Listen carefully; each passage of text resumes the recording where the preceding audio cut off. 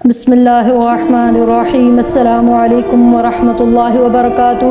رسول اللہ صلی اللہ علیہ وسلم نے صحابہ کرام کی تربیت یہ کی تھی۔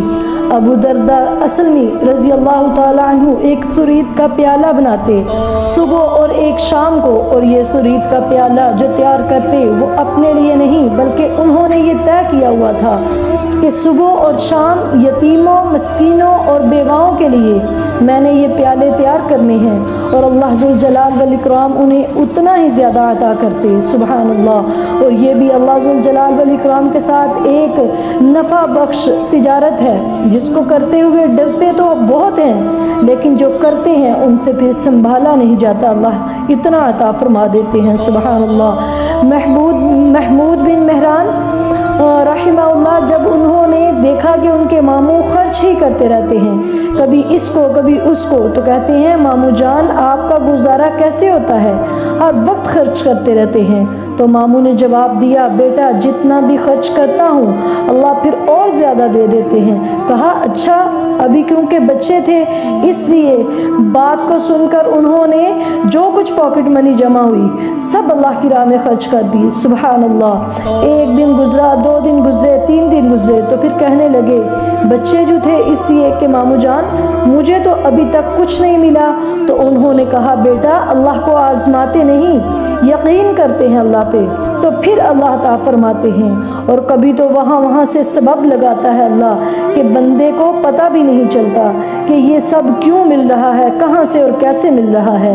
اور آج کل کے مسلمان بسا اوقات آزمائش میں آ جاتے ہیں تو پھر وہ وظائف وغیرہ کی طرف آتے ہیں اور کہتے ہیں کہ بھلا یہ پڑھتے ہیں آزمائش ختم ہوتی ہے کہ نہیں، اچھا یہ کام کرتے ہیں بھلا ملتا ہے کہ نہیں۔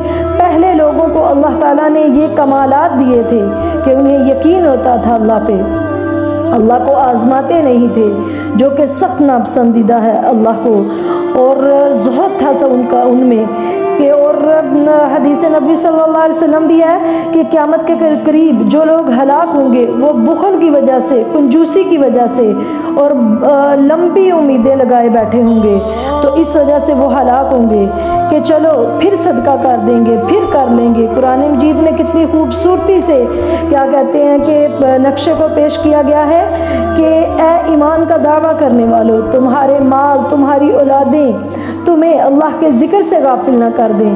جس نے یہ کام کر لیا کہ غافل ہو گیا تو اس سے بڑا گھاٹے کی تجارت کرنے والا کوئی نہیں، خسارہ پانے والا کوئی نہیں۔ خسارہ کیسا، گھاٹا کیسا کہ قیامت کو نہ تو مال فائدہ دے گا اور نہ ہی اولاد فائدہ دے گی۔ یہ مال اور اولاد وہی فائدہ دیں گے جو مال حلال کمائی سے ہو اور اللہ کی راہ میں خرچ کیا گیا ہو، کسی کی خیر خواہی کے لیے خرچ کر دیا گیا ہو، اور اولاد بھی وہی نفع دے گی جس کی تربیت اچھی اور صحیح کی گئی ہو۔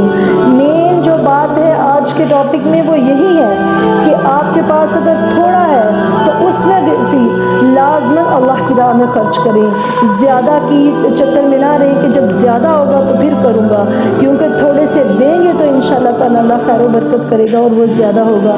اللہ تعالیٰ ہم سب کو زیادہ سے زیادہ اپنی راہ میں خرچ کرنے والا بنائے، اور صدقہ خیرات دکھاوے سے پاک طریقے سے دینے کی توفیق عطا فرمائے۔ آمین۔ السلام علیکم ورحمۃ اللہ وبرکاتہ۔